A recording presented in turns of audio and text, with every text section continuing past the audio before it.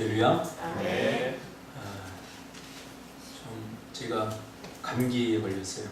우리 둘째 딸이 감기에 걸려서 사랑이 지나치면 안 되고요. 감당할 수 있을 만큼만 사랑해야 되는데 뭘 먹다가 남겼는데 제가 그걸 숟가락으로 먹으니까 우리 딸이 그래요. 아빠, 나 감기 걸려서 아빠 감기 걸려. 안 돼. 다른 걸로 드세요.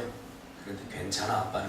근데 저도 인간이기 때문에 바로 감기에 걸려가지고 지금 목이 상태가 좀 안 좋습니다. 우리 서로에게 좀 감사했으면 좋겠습니다. 우리 옆에 있는 분들은 미워하고 시기하고 질투하고 갈등을 일으켜 그럴 대상이 아니라 하나님이 여러분에게 주신 축복의 통로임을 믿으시길 바랍니다. 그래서 감사해야 돼요. 감사하면 천국이 되지만 미워하고 질투하고 시기하고 경쟁하면 금방 지옥이 됩니다. 손을 꼭 잡으시고 감사합니다. 무조건 감사하시기 바랍니다. 감사합니다.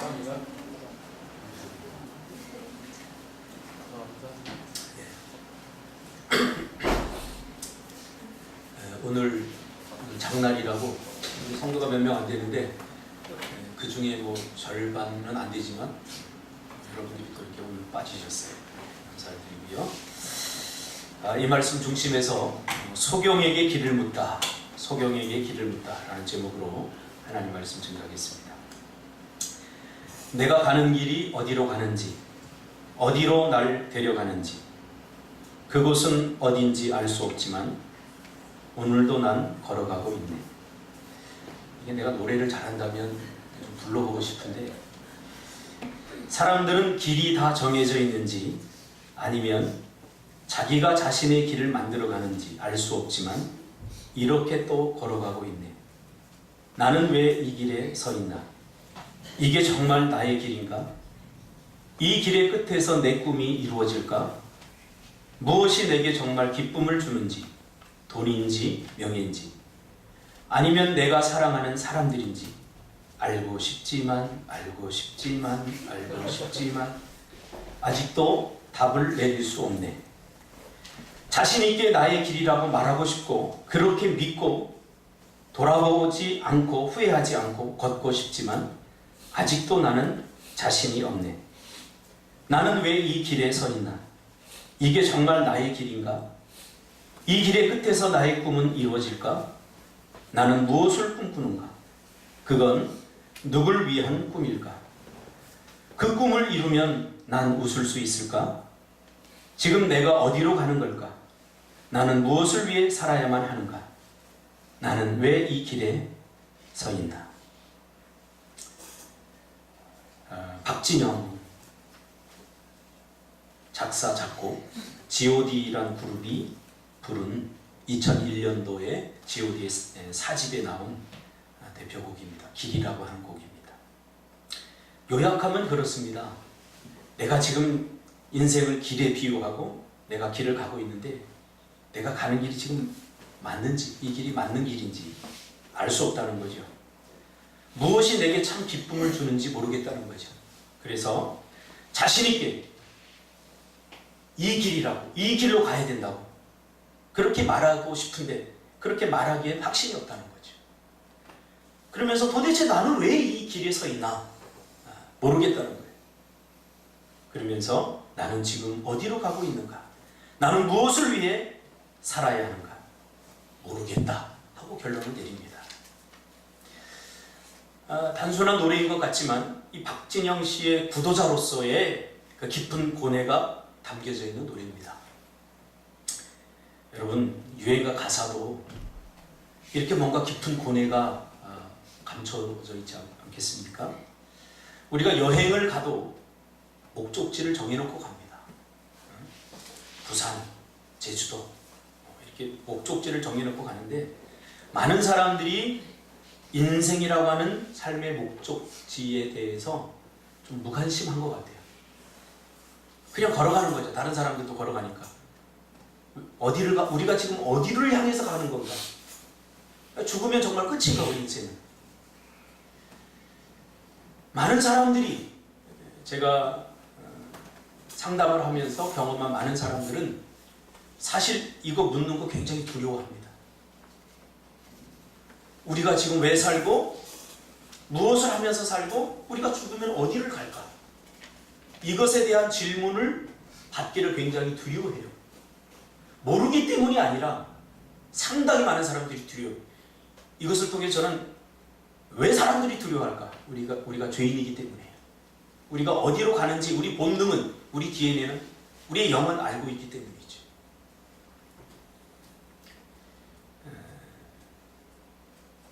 제가 가장 안타까운 것은 세상 사람들이야 그렇다고 치더라도 하나님의 백성들이 아무 생각 없이 세상과 다르지 않는 꿈을 꾸면서 세상 사람들과 다르지 않게 살아간다는 것입니다.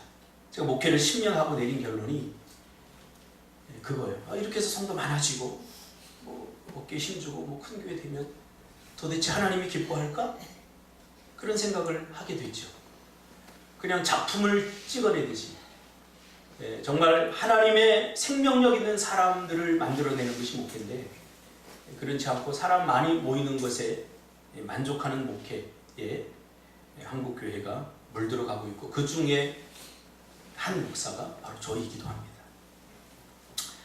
저는 고등학교에 들어가면서 우리가 어디서 와서 무엇을 하며 우리 인생은 어디로 가는지 굉장히 궁금했습니다.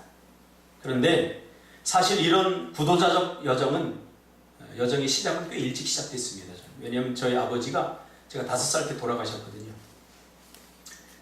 우리 아버지는 굉장히 여성스러워서 사랑이 많으신 분이었고 엄마는 남성스러워서 굉장히 공격적인 분이셨어요. 그래서 저는 아버지에게 따뜻한 사랑을 많이 받았던 것 같아요. 그런 저에게 사랑을 다 주었던 아버지가 5살 때 돌아가시면서 저에게는 굉장히 큰 충격이었어요. 5살 때 무엇을 알겠느냐? 무시하지 마세요. 하나님의 형상을 따라 지음을 받은 우리는 누구나 나이에 상관없이 우리 인생이 무엇일까? 죽으면 어디 갈까에 대해서 다 고민하고 있다는 사실입니다. 여러분 자녀들에게 물어보세요. 다 죽음에 대해 생각 한 번씩 다 해봅니다. 우리 애들도 1, 2학년 때 아빠 죽으면 어디가? 죽음에 대해서 질문을 합니다. 여러분 어떻게 대답하고 있습니까?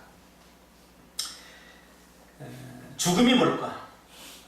사실 이성적인 사유가 시작되면서 그 시기가 고등학교 시기였어요. 저한테. 그래서 여기에 대한 어떤 답을 좀 얻고 싶었어요. 그때 잠시 제가 저희 어머니한테 중3 때 어머니 저 좀 잠시 교회 좀 방학하겠습니다. 그리고 구도자적 삶을 시작했습니다. 온갖 철학 책들과 또 불교에 이렇게 심취해서 중도 좀 찾아가서 이야기를 나누고 또 철학, 염세주의, 비관주의, 실존주의 이런 책들을 읽기 시작했습니다. 한참 영적 방황기였죠. 그때 저희 동네 근처에 절이 하나 있었는데 약사사라고 아주 용한 절이 있었습니다. 고등학교 때 공부는 안 하고 제가 가끔 학교를 빠지고 그 절에 찾아가곤 했습니다.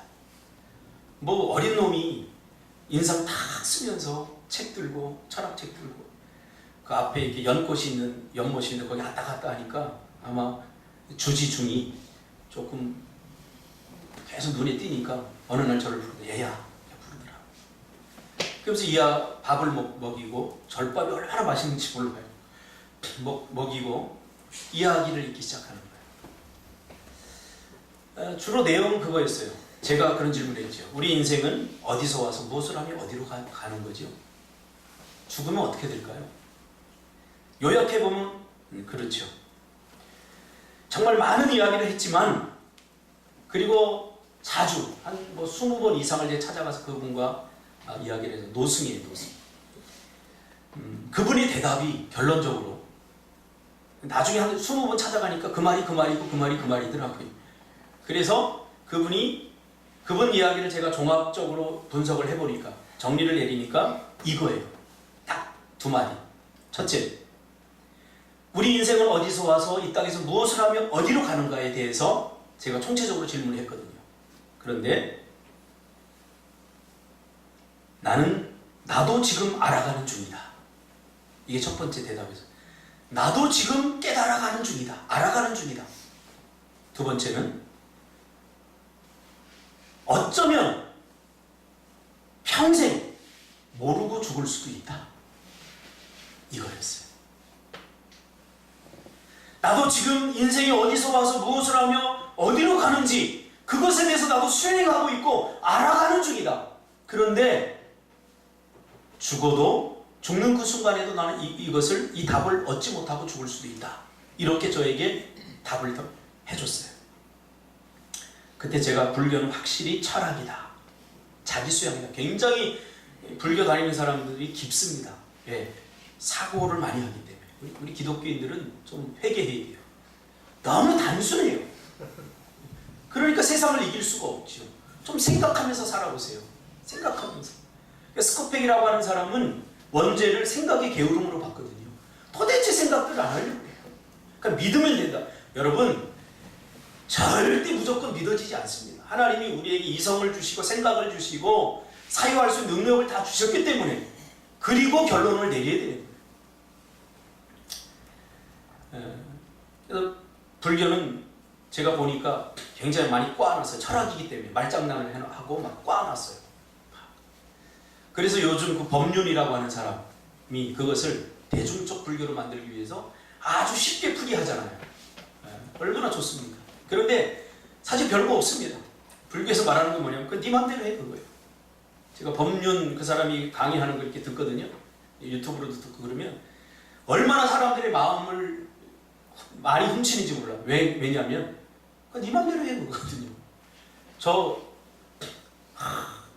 갈등이 있는데, 옆집 그 아줌마와 갈등이 있는데 이거 어떻게 해야 됩니까? 그럼 너는 어떻게 하고 싶냐? 이렇게 물어봐요.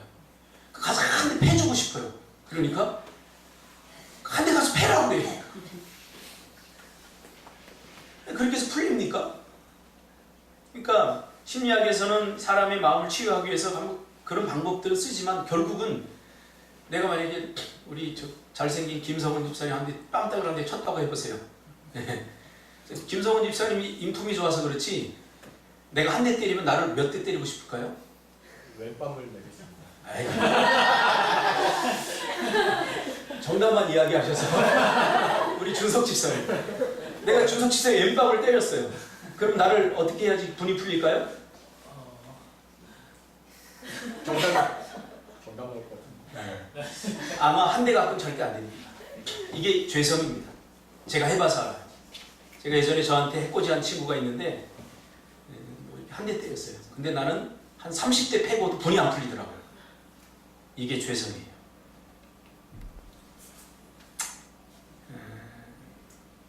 생각해보면 정말 어리석였죠, 제가. 왜냐하면 가는 길이 다른 사람에게 길을 물었기 때문이죠.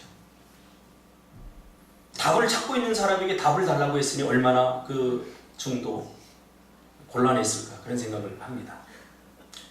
지금 다원주의 시대에 우리가 살고 있죠. 다원주의는 뭐냐면 절대적 기준을 무시해버리는 거예요. 지금 인류의 역사의 기준이 되었던 건 성경 아닙니까? 성경. 그게 잘 왔어요. 물론 잘못 해석되어진 잘못된 방법으로 잘못하는 사람들도 있었지만 이것이 인류를 지켜낸 성경이 보편적 가치입니다. 예수를 믿든 믿지 않든. 그런데 다원주의가 들어오면서 이게 지금 절대적 기준이 깨지고 있어요. 동성애 같은 것도 보세요. 하나님이 남자와 여자가 결혼을 하라고 했지. 남자와 남자, 여자와 여자. 이거 있을 수 없는 일 아닙니까? 애는 누가 낳아요? 날 수 있는 사람이 나라 그러는 거예요. 그러니까 다원주의는 뭐냐면 책임을 안 져요. 죄를 다 짓게 만들어버리고는 절대 책임을 안 져요. 아니면 말고 일고 끝내버려요.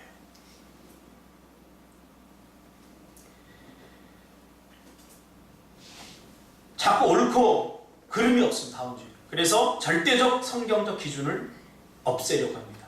그래서 성경의 질서, 축복의 순기능을 자꾸 깨려고 합니다. 혼란한 시대에 우리가 접어들고 있죠. 주님은 이미 알고 있었죠. 이런 문제는 비단 오늘만의 문제가 아닙니다. 이 다원주의라든가 이런 문제는 지금 계속 역사적으로 지금 흘러내려온 거예요. 오늘 본문에서 주님이 뭐라고 그럽니까? 주님은 내가 곧 길이요 진리요 생명이니 라고 분명하게 말씀하고 있습니다. 주님이 가신 그 길은 곧 진리이고 변하지 않는다는 거예요. 그래서 그 진리를 붙들어야 돼요. 우리가. 이 붙들고 살아야 돼요. 우리가 얼마 안 있으면요 슬기가 그럴지도 몰라요. 엄마, 나 결혼할 거야. 그래? 한번 보자. 근데 예쁜 여자아이를 데리고 왔어요. 머지 않았어요. 지금 그런 시대예요. 제가 10몇 년 전에 하리수가 나올 때 우리는 그를 도와야 됩니다. 그러나 그가 나오는 것을 우리가 막아야 됩니다. 그렇게 분명히 얘기하고 그 막는 운동을 제가 했어요. 지금 그것뿐만 아닙니다. 나라가 엉망이 되어가고 있고 사회가 질서가 다 깨어져 가고 있습니다. 왜? 주님이 길이고 주님이 진리고 주님이 생명인데 이 길을 거부하기 때문이죠. 이 길을 걸어야 생명을 얻을 수 있게 되고 진리인 삶, 인생의 허무를 극복할 수 있게 됩니다. 하나님이 내 안에 들어와야 내 마음의 가장 넓은 그 빈 공간이 채워집니다. 세상에 무엇으로도 채워지지 않는 이 거대한 공간이 채워져야 사람은 비로소 평안을 누리게 됩니다. 그러므로 이 공간은 하나님만이 채울 수 있습니다. 제가 목회를 하면서 여러 명의 죽음을 경험했습니다. 결국 마지막에 어떻게 죽느냐 굉장히 중요합니다. 마지막에 어떻게 가는가. 내가 예수 잘 믿는다고 하지만 그것이 우리 자신들은 알지 않습니까? 내가 정말 예수님을 인격적으로 영접했는지 아니면 종교적 수준에서 믿고 있지 않는지. 그러니까 교회 나온다고 찬송가 부른다고 다 그리스도인이 아니라는 거예요. 하나님을 우리가 예수 그리스도를 생명 대신 예수 그리스도를 인격적으로 영접하고 그 다음이 중요해요. 영접한 우리 안에 죄로 말미암아 죽었던 새 생명이 살아나고 그 다음에 중요한데 이걸 잘 못해요. 그 다음에 주님을 따르는 삶을 살아야 돼요. 우리는 새 생명 들어온 걸로 만족해요. 그러면 그 사람을 물어봐야 돼요. 나는 정말 새 생명을 얻은 사람인가? 주님을 따르지 않는다면 종교예요. 내 안에 예수를 믿어 새 생명이 들어왔고 그리고 주님을 따른다면 이것은 십자가의 길, 진리의 길, 주님의 길인데 주님을 따르지 않고 내 맘대로 내 멋대로 내가 하고 싶은 대로 산다면 이것은 기독교가 또 하나의 종교가 되는 거예요. 저는 평생에 잊을 수 없는 말이 있습니다. 제 마음에 늘 담고 사는 말, 목회자로서. 한국교회 성도들은 생각은 불교적으로 하고 삶의 방식은 유교적이고 급할 때만 하나님을 찾는 걸 보면 샤머니즘적이다. 어떻게 이게 딱 맞는지 모르겠어요. 제가 목회를 해보니까 도대체 예수를 믿는데 구원받은 것으로 만족하고 주님을 따르는 삶을 살지 않으려고 해요. 피곤해 보이고 힘들어 보이기 때문이죠. 십자가의 길이기 때문이죠. 우리 인생은 어디서 와서 이 땅에서 무엇을 하며 어디로 가는지 도대체 가르쳐주는 사람이 없었어요. 주님이 가신 길을 가지 않는 사람에게 나타나는 대표적 현상, 오늘 요거를 다루려고 합니다. 이게 뭐냐면 바로 근심이에요. 근심. 이 근심의 출처는 바로 죄죠. 그러니까 죄의 문제가 해결되지 않는 사람은 세상이 주는 근심의 무게를 극복하고 이겨나갈 수 없어요. 제가 상담의 현장에서 많은 사람들을 만나봤어요. 돈이 해결할 수 없는 근심, 세상의 명예가 해결할 수 없는 어떤 근심 가득 안고 있더라고요. 그러니까 무엇을 해도 행복하지 않는 거예요. 돈이 있으면 좀 행복할 줄 알았는데 그 만족을 주지 못하는 거예요.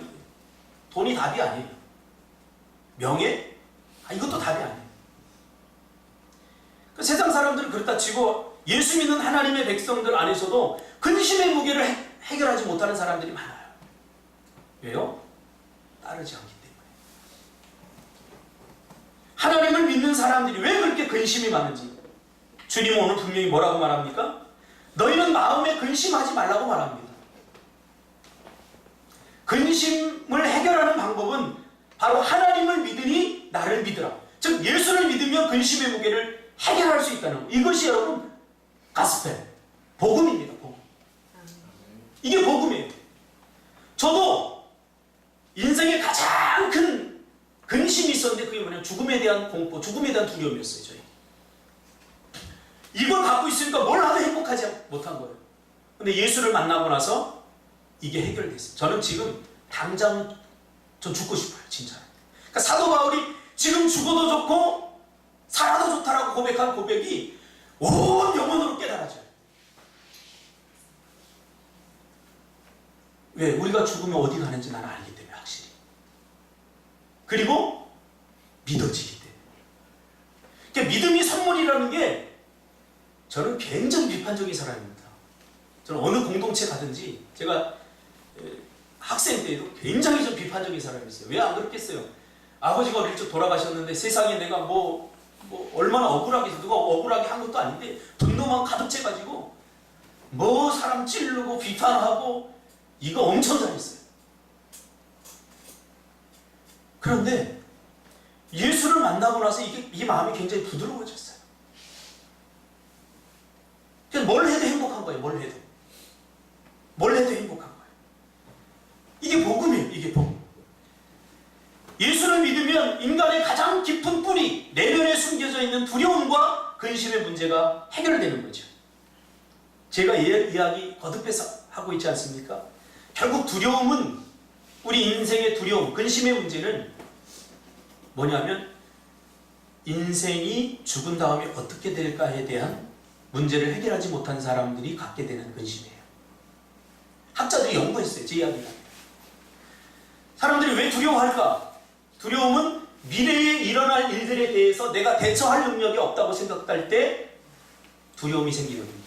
대처할 능력이 있으면 절대 두렵지 않아요. 내가 암에 걸렸는데 왜 두려워요? 암을 고칠 수 있는 대안이 없기 때문에 두려운 거죠. 감기 걸려서 두려워하는 사람 한 사람도 없어요. 저도 두려워하잖아요. 저 감기 걸렸지만. 왜? 약 먹으면 나니까.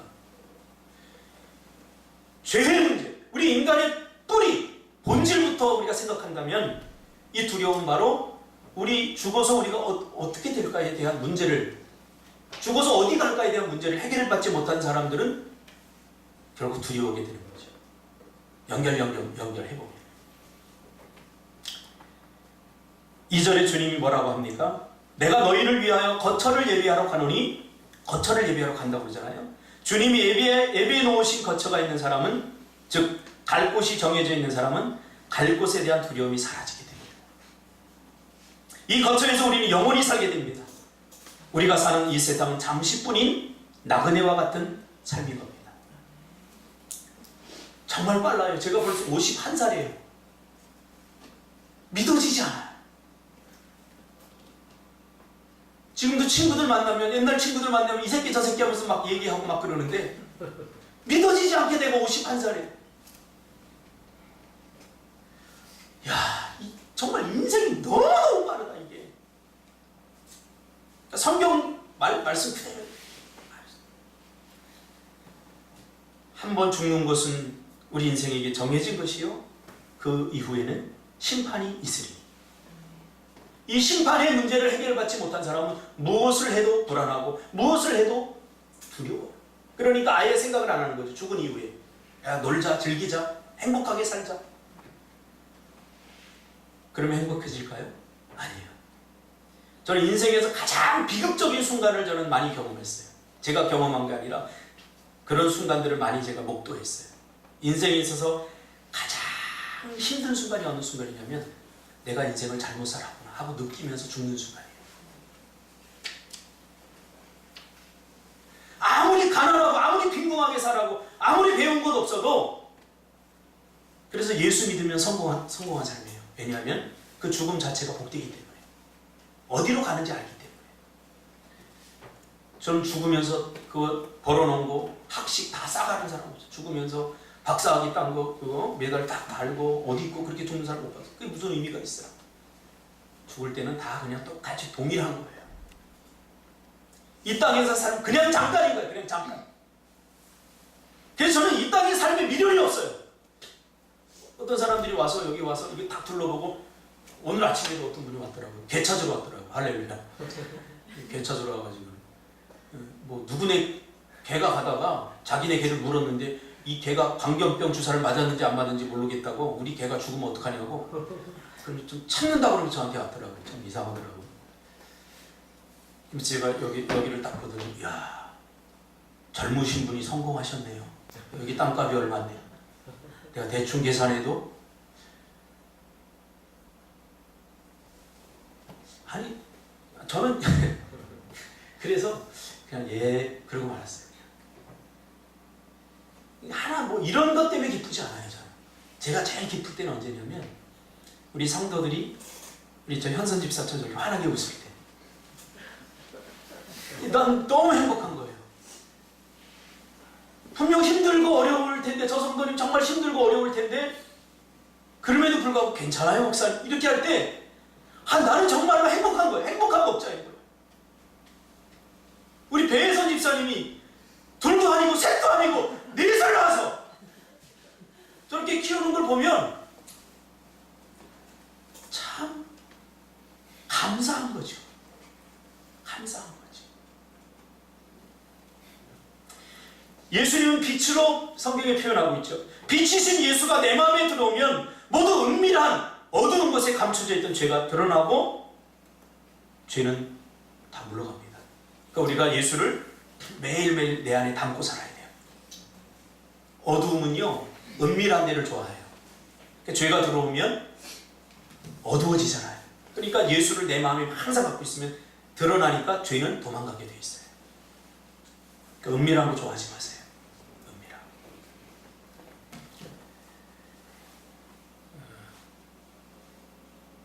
죽은 이후의 세상을 믿지 못하는 사람들은 지금 이 세상의 모든 것을 다 걸어버리죠.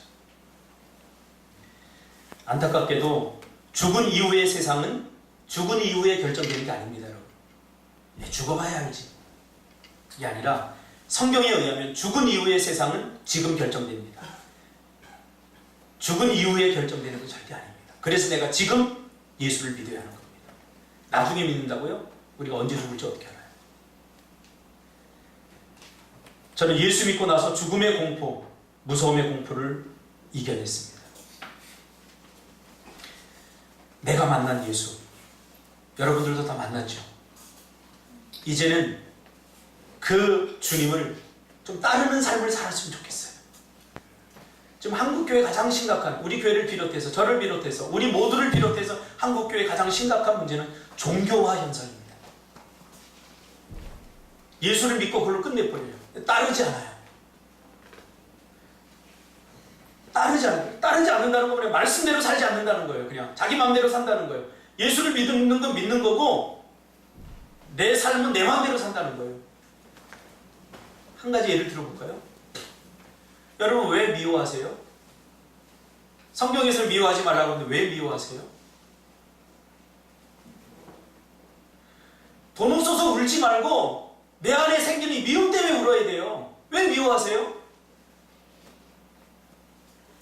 저도 죽일 만큼 싫은 사람이 있었어요. 야, 저러는 사람이 무슨 장로야. 저런 사람이 장로 되면 안 돼. 그렇게 했는데 내가 보니까 나는 그 사람보다 100번 나쁜 사람이더라고요. 아니, 10,000번 이상 더 나쁜 사람이에요. 그러니까 다른 사람을 보고 자꾸 미워할 것이 나를 봐야 돼요, 나를. 아니, 그 미워지니까 설교가 안 돼요. 그 장로님이 우리 중고등부 부장 선생님이었는데 매일 청소년부 설교 때마다 뒤에서 나를 꼬라보고 있는데 설교가 안 되는 거예요. 내가 미움이 생기니까. 여러분, 사랑하지 않는 마음으로 하는 설교는 다 종교입니다. 그게 무슨 생명력이 있겠어요? 다 종교죠. 그래서 하나님 앞에 내가 통곡하면서 기도했어요. 다른 것 때문에 기도가 아니라 제가 미우니까 하나님 제 벌 받게 해서 벼락이라도 저 죽게 해서 교회 떠나게 해서 그렇게 기도한 게 아니라 그렇게 절대 떠나지 않아요. 여기서 미운 사람이 있으면 다른 교회 가도 또 미운 사람 또 있어요. 왜? 내가 문제이기 때문에. 하나님 앞에 매일 기도했어요. 매일 하나님. 솔직히 제가 얘기할게요. 저 새끼 때문에 나 죽어. 매일 정말 얼마나 사악한지 몰라요. 장로가 저런 사람이 있어요.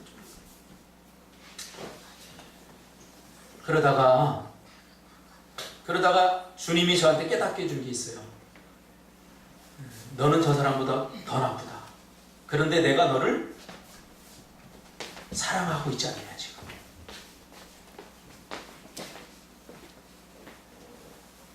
자, 너는 저 사람보다 더 나빠. 그런데도 나는 너를 사랑해. 이 말에 제가 다 녹아버렸어요. 지금 제 안에는요 미움이 없어요. 물론 미운 짓 하는 사람 믿죠, 순간. 그러나 그 짧은 순간이에요. 그래서 그때부터 제가 작전을 바꾸기로 했어요. 어떻게? 자꾸 좋은 면만 보려고 해요. 그러니까 우리 집사람이 저한테 재수없대요. 가끔 부부 사이 그렇잖아요. 조금 이렇게 뭐 성도가 그렇게 하면은 조금 서운한 얘기도 저한테 하잖아요. 나한테 하지 마. 왜? 그게 나한테 전염되기 때문에. 우리 집사람 없으니까 밥하러 갔으면 내가 얘기해. 무서워요, 죄라는 게. 내 앞에서 절대 하지 마. 저희는 부부싸움 다른 것 때문에 안 합니다. 미워하지 마. 내가 미워하면 성도가 우리 교회 안 나와요. 알아요. 목회의 핵심이 뭐냐면 사랑이더라고요. 인생의 핵심도 뭔지 아세요? 사랑입니다. 사랑하면 아무 문제가 안 돼요. 아무 문제가 안 돼요. 그러나 사랑이 없으면 요만한 거 하나부터 전부 다 문제가 되는 거예요. 하나님은 사랑이라. 예수님도 사랑이잖아요.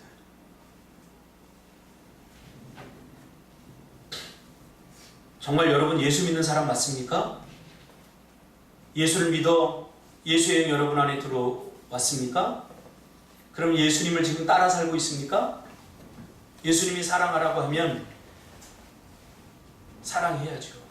왜 미워하세요? 제 친구가 교회를 개척했어요. 교회 이름을 뭐라고 졌냐면 참 우픈 얘기예요. 우픈 얘기. 동탄 쪽에 마상홍 목사라고 YSM 청소년 사역을 하는데 이 친구 교회 이름을 예수 믿는 교회로 지었어요. 아이러니 아닙니까? 교회는 예수 믿는 사람들이 모이는 공동체인데 교회 이름을 예수 믿는 교회라고 지었다고요. 왜 그렇게 지었는지 느껴져요. 오늘날 교회 안에 세상 여러분 자꾸 세상 탓하지 마세요. 세상 사람도 원래 그런 사람들을 사랑해줘야 됩니다. 우리가 문제 아닙니까? 우리가. 요한일서 5장 4절에 무릇 하나님께로부터 난 자마다 세상을 이기느라 세상을 이기는 승리는 이것이 우리의 믿음이니라. 우리 정말 넉넉히 이기고 있습니까? 예수의 영이 우리 안에 있는데. 마태복음 6장 34절 그러므로 내일을 위하여 염려하지 말라. 내일 일은 내일이 염려할 것이요 한날의 괴로움은 그날로 족하니라. 내일 일을 위하여 염려하지 말라. 내일 일은 내일의 주인 되신 하나님께 맡겨라. 노후 준비들 잘하고 계시죠? 최고의 노후 준비는 뭔지 아세요? 예수 믿는 거예요. 돈이 암을 해결 못 하잖아요. 근데 돈 많이 있는데 돈 많이 벌려서 암 치료 더 많이 수술하고 더 고통 다 죽는 거예요. 안 걸리면요 그냥 깨끗하게 천부의 의지 없어서 저는 준비 다 됐어요.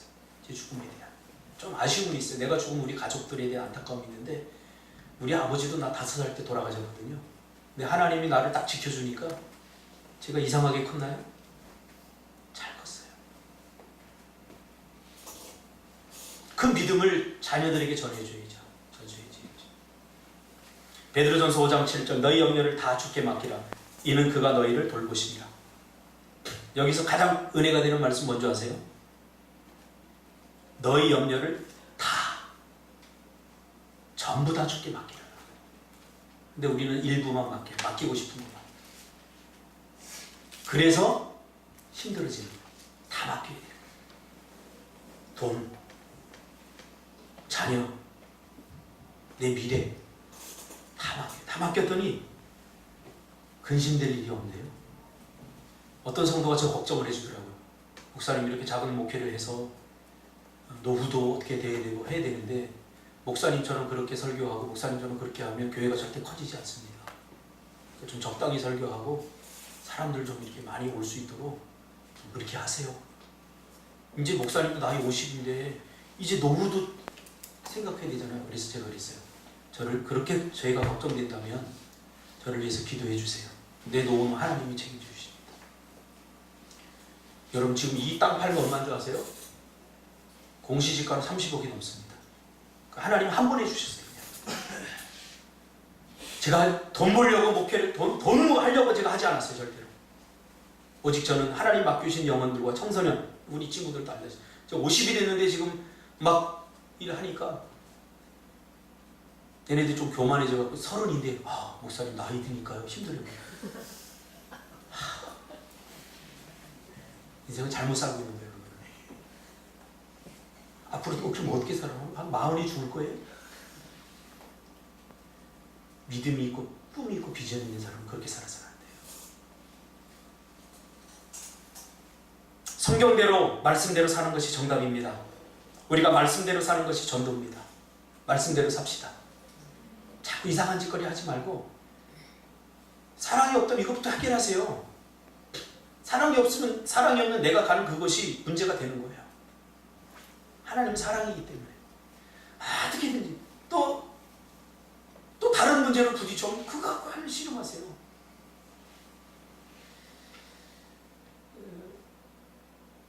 오늘 끝나고 나면 우리 꿈틀교회 우리 교회는 토익 토플이 있습니다. 꿈틀 토플을 이제 한 권씩 신청자에게서 나눠드립니다. 정말 성경 더럽게 안 읽어요. 말씀대로 사는 첫 번째 길이 뭐냐면 읽는 거예요. 아니 내 길에 비치고 등인 이 말씀을 읽지 않고 우리가 어떻게 신앙생활을 한다고 그렇게 말하고 있어요? 다 가짜 아니에요? 다 거짓말쟁이들이죠. 그러니까 세상을 이기지 못한 이유는 당연한 거예요. 하나님이 매일 이 성경을 통해 우리에게 말씀해 주잖아요. 그러니까 내 문제가 생기면 다른 데 가서 자꾸 이상한 사람 만나서 자꾸 이야기하고 그럴 필요 전혀 없어요. 성경을 읽으면 하나님께서 구구절절 맞는 답을 다 주셔요. 저도 상담을 하지만 제가 하는 상담의 답은 로고세라피, 하나님의 말씀으로 줘요. 반드시 치료됩니다. 반드시 치료됩니다. 제가 4년 동안 심리학을 전공하고 나서 내린 결론이 뭐냐면 세상에 상담은 희망이 없다는 거예요. 왜?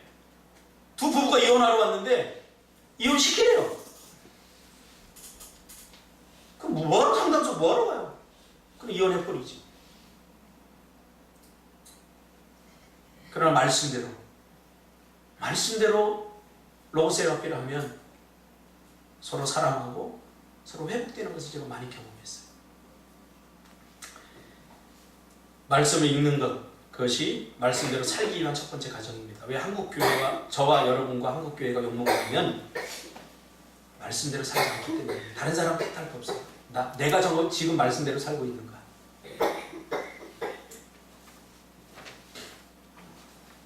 로마서 11장 36절로 결론 내리고 있습니다. 우리가 어디서 와서 무엇을 하며 어디로 가는지 성경은 분명하게 말하고 있습니다. 이는 만물이 주에게서 나오고 주로 말미암고 주에게로 돌아가며. 할렐루야. 우리 주님께로 돌아가야지. 이 땅에서는 잠깐 좀 힘듭니까? 믿음으로 참아내세요. 견뎌내세요. 잠깐이에요. 금방이에요. 우리 어머니 10년 전에 돌아가셨는데 우리 어머니 아프기 시작한 시점이 바로 내 나이거든요. 금방이에요, 우리 인생. 그러니까 우리 이 땅 것만 생각하면 그냥 허무하고 허전하고, 야, 내가 뭐하다 이렇게 나이가 주름 다 생기고, 이거 인생이 뭐야? 이렇게 되는 거예요. 저희 어머니 제가 인생을 보면, 인간적으로 보면 우리 어머니 정말 이 땅에 태어나서 개고생만 하고 돌아가셨어요.